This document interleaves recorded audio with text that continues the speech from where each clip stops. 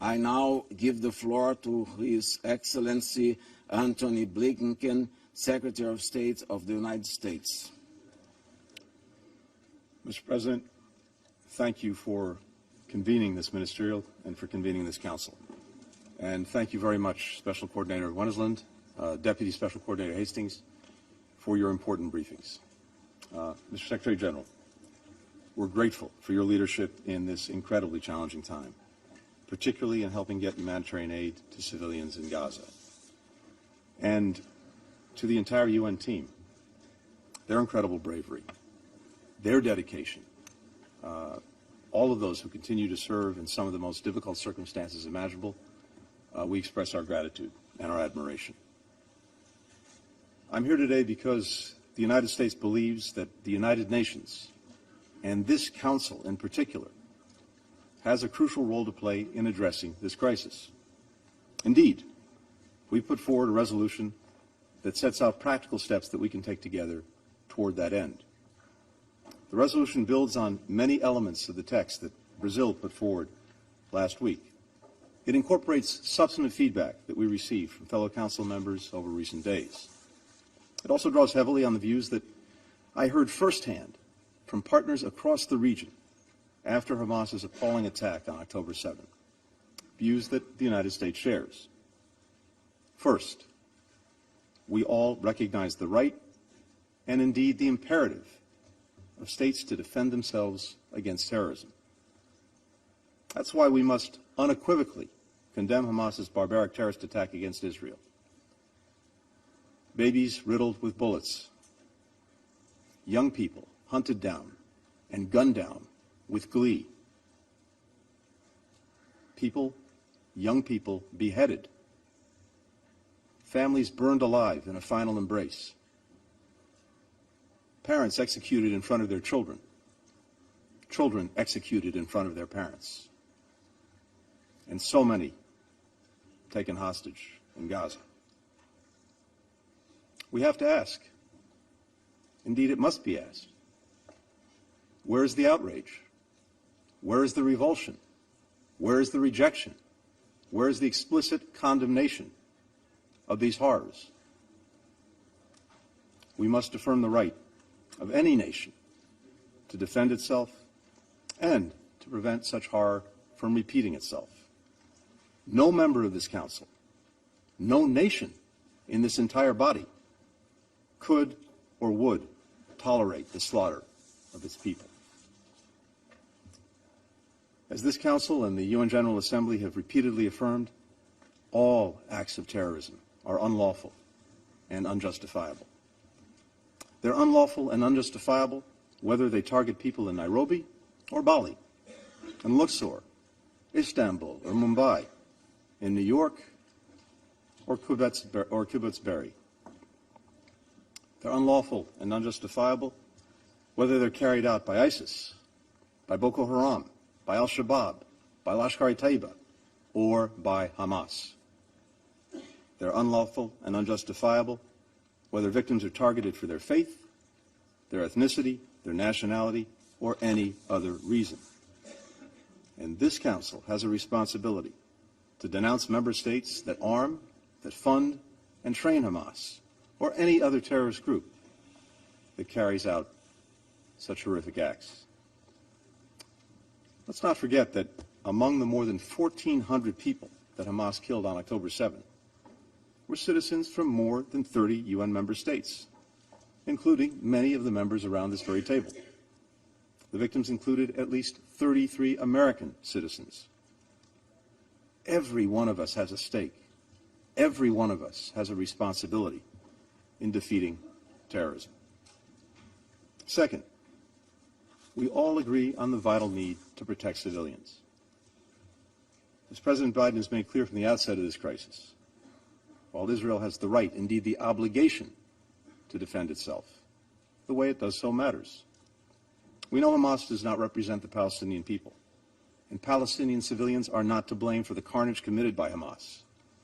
Palestinian civilians must be protected. That means Hamas must cease using them as human shields. It's hard to think of an act of greater cynicism. It means Israel must take all possible precautions to avoid harm to civilians. It means food, water, medicine, and other essential humanitarian assistance must be able to flow into Gaza and to the people who need them. It means civilians must be able to get out of harm's way. It means humanitarian pauses must be considered for these purposes. The United States has worked relentlessly to make real these principles. We continue to coordinate closely with Egypt, Israel, and partners across the region, as well as with the United Nations, to build mechanisms that will enable sustained humanitarian assistance to flow to civilians in Gaza without benefiting Hamas or any other terrorist group. President Biden appointed one of our most senior diplomats, Ambassador David Satterfield, to lead our humanitarian efforts, which he is currently doing on the ground. The United States has committed an additional $100 million in humanitarian assistance to Palestinians in Gaza and the West Bank, bringing the total aid that we've provided to the Palestinian people over the past 2.5 years to more than $1.6 billion. That makes the United States the largest single-country donor, by far, to the Palestinian people. We call on all countries, particularly those with the greatest capacity to give, to join us in meeting the UN's appeal for the humanitarian situation in Gaza. At the heart of our efforts to save innocent lives in this conflict, and in every conflict for that matter, is our core belief that every civilian life is equally valuable. There is no hierarchy when it comes to protecting civilian lives. A civilian is a civilian is a civilian, no matter his or her nationality, ethnicity, age, gender, faith. That's why America mourns the loss of every single innocent life in this crisis, including innocent Israeli and Palestinian men, women, children, elderly people, Muslim, Jews, Christians, people of all nationalities and faiths, including at least 35 UN staff members. That's why it's imperative that we work to protect all civilians in this conflict, to prevent more deaths atop the many that have already occurred. The value we place on civilian life is the driving force behind our efforts to secure the release of hostages held by Hamas and other terrorist groups in Gaza.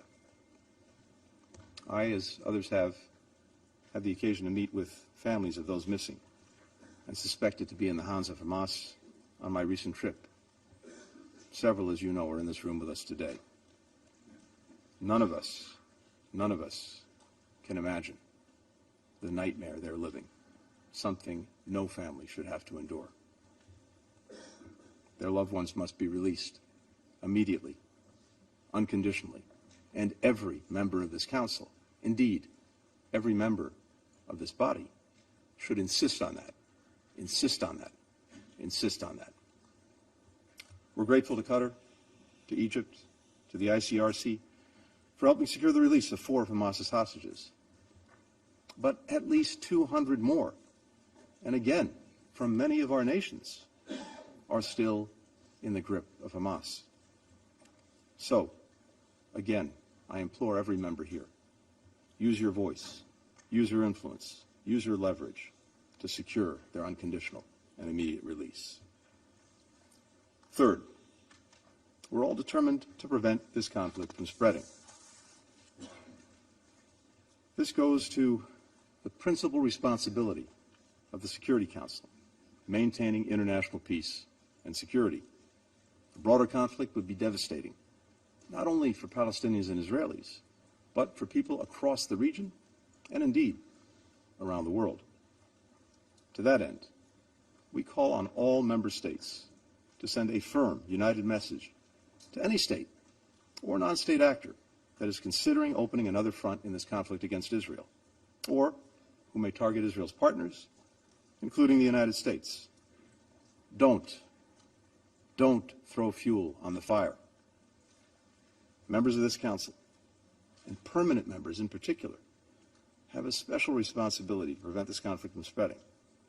I look forward to continuing to work with my counterpart from the People's Republic of China to do precisely that when he visits Washington later this week.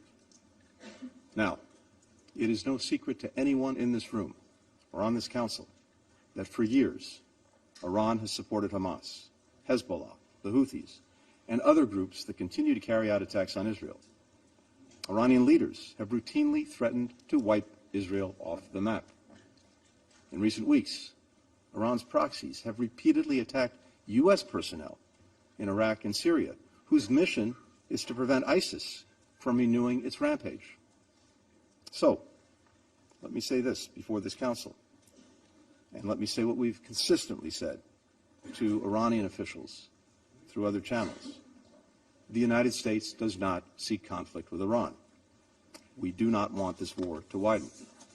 But if Iran or its proxies attack U.S. personnel anywhere, make no mistake, we will defend our people, we will defend our security, swiftly and decisively.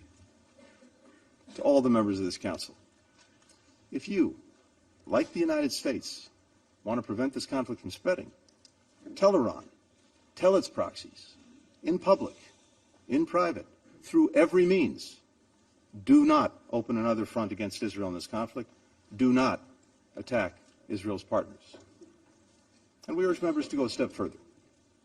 Make clear that if Iran or its proxies widen this conflict and put more civilians at risk, you will hold them accountable. Act as if the security and stability of the entire region and beyond is on the line, because it is. Fourth and finally, even as we address this immediate crisis, we all agree that we must redouble our collective efforts to build an enduring political solution to the conflict between Israelis and Palestinians. The only road to lasting peace and security in the region, the only way to break out of this horrific cycle of violence, is through two states for two peoples.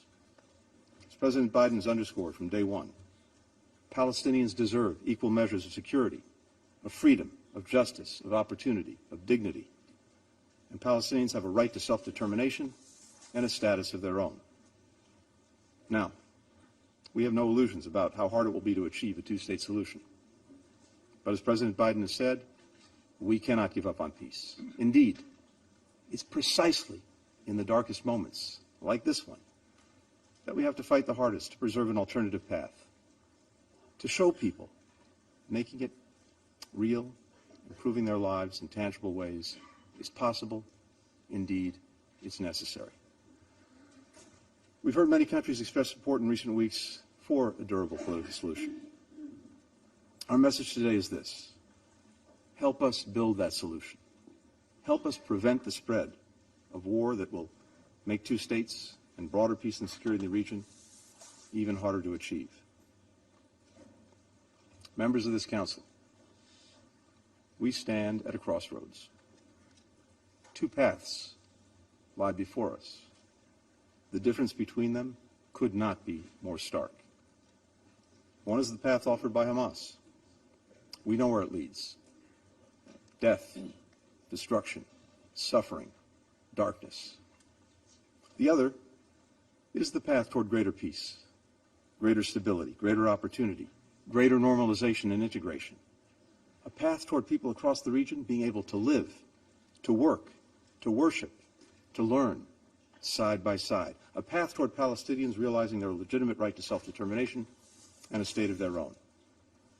Nothing would be a greater victory for Hamas than allowing its brutality to send us down its path of terrorism and nihilism. We must not let it.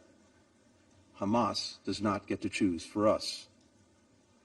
The United States stands ready to work with anyone ready to forge a more peaceful and secure future for the region, the future its people yearn for and so deserve. Thank you, Mr. President.